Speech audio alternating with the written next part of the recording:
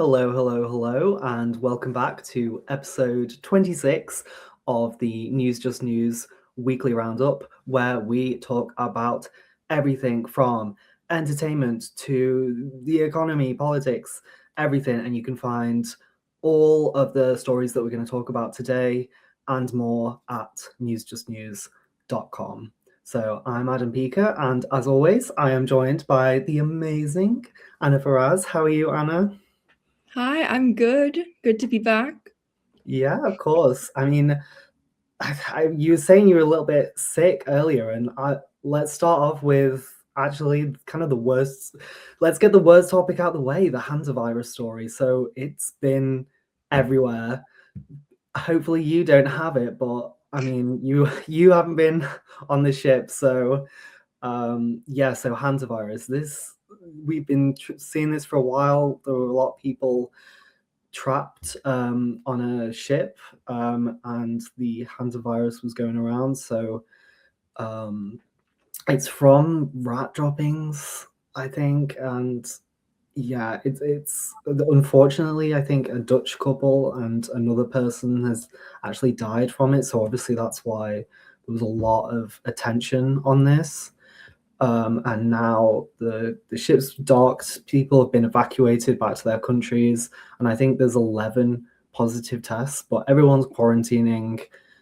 People are being checked on, and according to the World Health Organization, it's a low risk. So hopefully, we're not going to have COVID 2.0. We're not going to have the same lockdowns. Fingers crossed, touch wood, but basically, it's from heavy prolonged contact. So obviously that's why people on a ship were more likely to catch it. But hopefully out in the wild, people quarantining in the hospitals and stuff will be okay. And hopefully you'll be okay, Anna. But yeah, have you been seeing this story? You must have, yeah. Yeah, it really has been everywhere, and I think a lot of publications are using it. I mean, there's a reason why we have the saying, "If it bleeds, it reads." It's been quite a lot of fear mongering around it, and listen, I mean, I'm not a doctor, I'm not a scientist, I don't know what's going to happen. But yeah, it definitely is giving me some chilly reminders of COVID days and the beginnings of those. Not saying that this is what this is. As you said, Adam, it's been confirmed it's low risk. But yeah, I mean, I think a lot of people are panicking, which is understandable. It is a scary thing, and I guess all we have to do now is kind of wait and see what happens. I know a lot of people are concerned that there was a woman who unfortunately passed away from it. She was on an airplane with quite a lot of passengers that were from South Africa, actually. But everyone's being tracked. What is standing out to me very well is that because we've dealt with COVID now, we kind of have the mental and physical resources to kind of go ahead and keep people calm, but also avoid any spreading, you know what I mean? So that is one positive to it. So yeah, I guess time will tell, but hopefully, as you said, touch wood, cross fingers. Yeah, definitely. I think that every nation of the world has learned from COVID, and we are putting those measures in place. I mean, we're saying touch wood now. I've seen obviously a lot of talk about the lockdowns and stuff. And I saw a tweet, I think it was a few months ago, about people kind of want another lockdown. I mean, I'm guessing from like your face and you crossing your fingers, sort of, would you ever want another lockdown, just for like 2 weeks, the first 2 weeks when it was like it was sunny and you could go out and for a walk and everything was quiet, life stood a bit still, or are you just no, never Yeah, again? there's always been a bit of a meme online about those first 2 weeks of lockdown. And I don't know what it was for you in the UK, Adam, but here we had a long lockdown and, couldn't leave the house type of thing. But at the beginning, when it's like, oh no, it's just 2 weeks, then it's like, oh, great, holiday.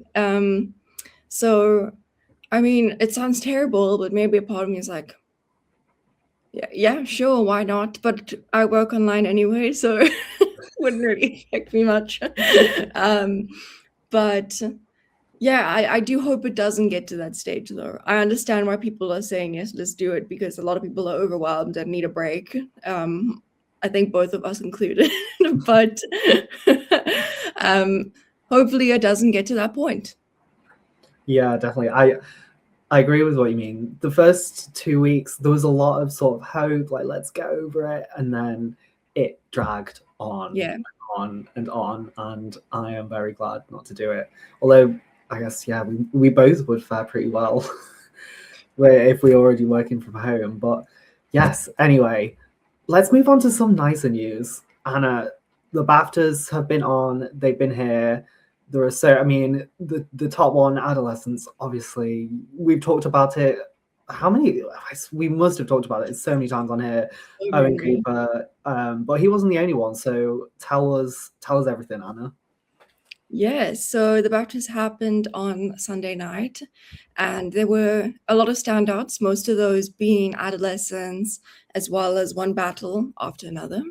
And we've talked about both of those on this podcast, but I'm going to summarize some of like the main awards and wins for you.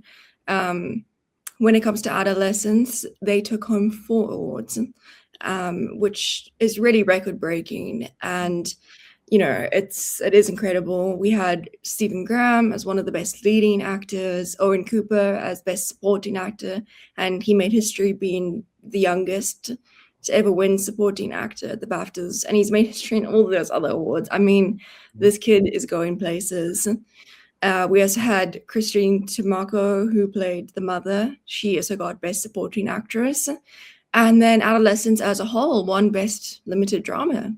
So I think it goes to show the impact and just how much this has hit and resonated with the world, with the whole incel culture and manosphere thing, hegemonic masculinity and all of that, because it is such a prevalent topic and it's real. And I think we've seen now that a lot of schools in the UK are considering using Adolescence as a series to educate the kids, which I think is an incredible idea. But alas, I'm going off topic here. As for the other awards, One Battle After Another won Best Film, and Sean Penn won Best Supporting Actor. Paul Thomas Anderson won Best Direction, and also Hamnet won Best British Film, which was very exciting. And Jessie Buckley, she got leading actress too. So that was incredible. We had,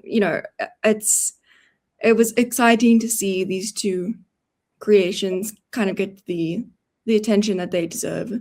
So I'm certainly pleased about it.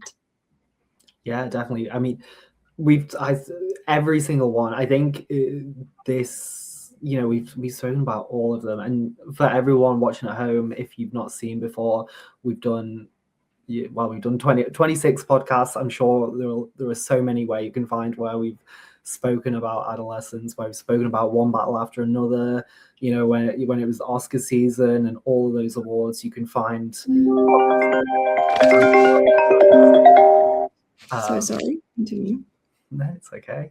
As well as articles on those at newsjustnews.com. But yeah, definitely. I mean, it was a pretty much like, I mean, there's no surprises. We've been speaking about this so much, and it's just good to see all of these British films as well. Obviously, that's what the BAFTA is for. I did see quite a few other ones, especially with Owen Cooper. So he's from Warrington, which is near where I'm from. So that it kind of has a semi-personal connection, and like his debut role, and he's youngest supporting actor. It's absolutely mad. I did see as well Martin Lewis won an award, so I don't think you'll know who Martin Lewis is, but he's sort of like a financial guru in the UK on TV, and he just he helps people save money, and he's like, I think if he became a politician, like he would become the prime minister. Like he's that popular. And he's saying about his mother died when he was really young, and for 6 years he didn't go out. I'm so sorry. Continue. So 6 years he didn't go out the house, and he got up on stage. I forget which award he got, but I think it was like a TV award because he does this show, and he was saying, life gets better, life changes, and it was a really nice moment, I think, and especially for all the British people watching at home. Like, I think they'll be so proud to see that he won that as well. Absolutely, yeah. Definitely. And anyway, moving on from those awards, we've got Sorted Awards. It's coming up. People can win it. It's a competition. We've got Eurovision. So the semi-finals were on Tuesday. Semi-finals? Yeah. One of them. Yeah. I always forget like how many there are. But yes, the semi-finals of Eurovision were on Tuesday, and Finland, the favourites, they got through, along with Belgium, Croatia, Greece, Lithuania, Poland, Moldova, Serbia, Sweden. They're all through. And then the countries that were out: Estonia, Georgia, Montenegro, Portugal, San Marino. Even though San Marino, you had Boy George, they didn't quite get there. Bless San Marino. They always try. For such a small country, they always try. And also, I would recommend a San Marino Eurovision song. Recommend is probably a bit of a strong word to use, but the Social Network song, look it up, everyone at home and Anna. It's so funny because it was originally going to be called the Facebook song, and then they didn't have the rights. So then, instead of just making a new song, they just took out the word Facebook and went, uh-oh, uh-oh. But clearly that did not win Eurovision. But anyway, favourites to win are Finland and also Israel. Obviously, we've spoken about this one before. Very controversial. So in my list, you might have noticed there were a few countries missing. So Spain, the Netherlands, Ireland. Ireland is such a Eurovision powerhouse, and they're not in it. They're boycotting because of Israel. And I think they even said there's the countries that are boycotting it, they're not even putting it on TV. They're putting on something different. So in Ireland, they're putting on Father Ted, a Father Ted comedy show, I think, about Eurovision, instead of showing it. So wow. Yeah, that's definitely the big headline as well with Eurovision. And they also changed the rules, I think. So the European Broadcasting Corporation. So in the previous year, there was so much controversy because one person can vote up to 20 times. And so there was a lot of accusations that people were voting 20 times so that Israel could get so high. So it's not just, I guess, a lot of the political stuff. It's also, accusations of cheating in that way. But yeah, the actual final is on Saturday, so it's going to be a crazy one. But I do feel like the theme, or I guess the ambience that I get in the UK is a lot toned down. People aren't as excited. Obviously, there's all of these countries boycotting it, and then I think a lot of people in the UK, even if we're not officially boycotting it, there's a lot of people here that aren't. So, like, I'm not going to, my friends aren't doing any events. I think I'll watch it, but I'm not. It's not going to be as big of a thing as it has been in previous years. But yeah, have you been keeping up with it much, Anna? I only found out about Eurovision this year because my boss Simon loves it and keeps talking about it. I mean, I am from South Africa. I had never heard about it. I had no idea what it was, but it definitely is interesting now that we've talked about it a few times now and done a lot of reporting on it on News Just News.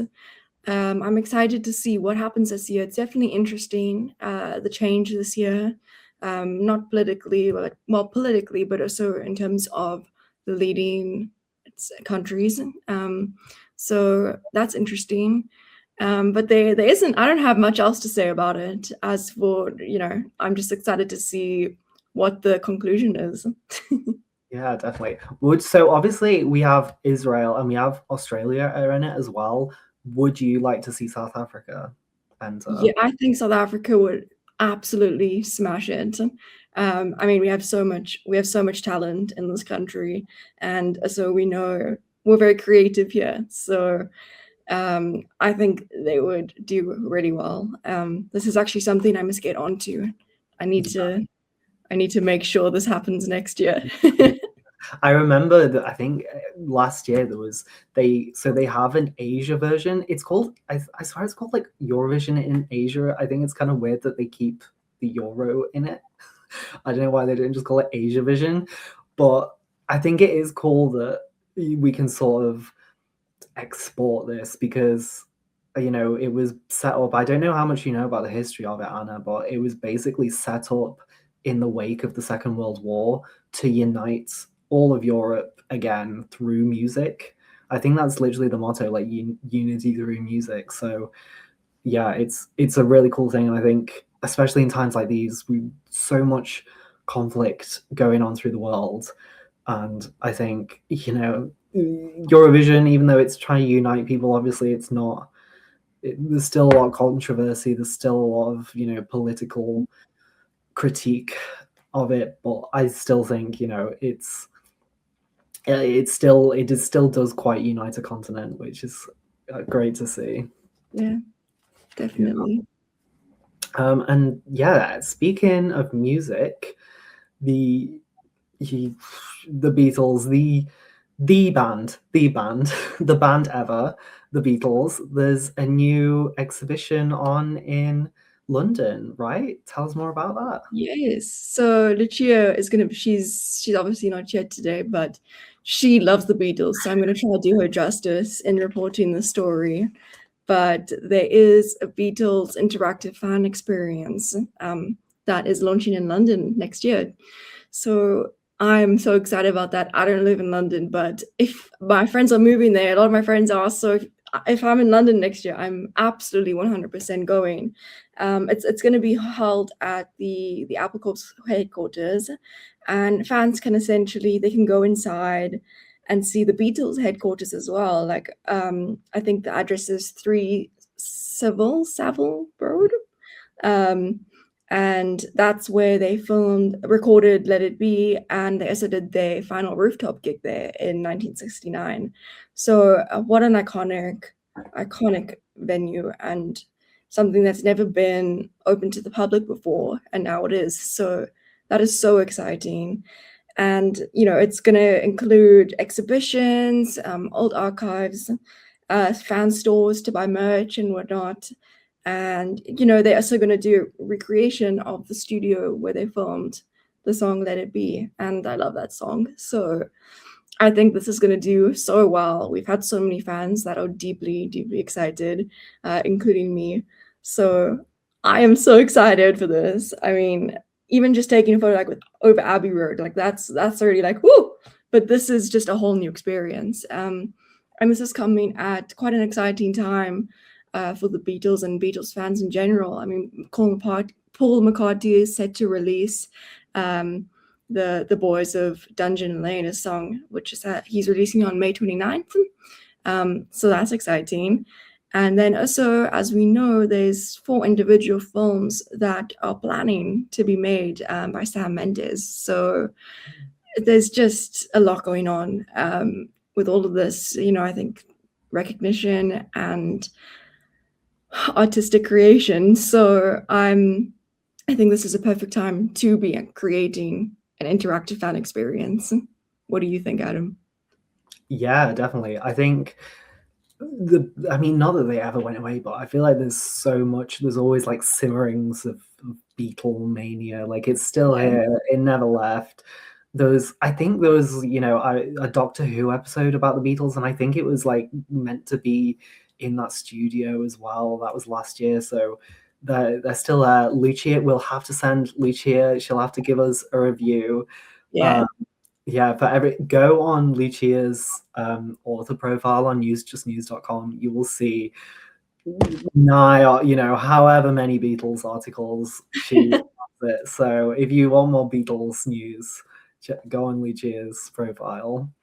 But yeah, I think it's cool that it's in the same place as well. It's really bringing fans, into that world. immersing them in it, and Yeah. the recreation of it as well is yeah, I think that'll be great for everyone.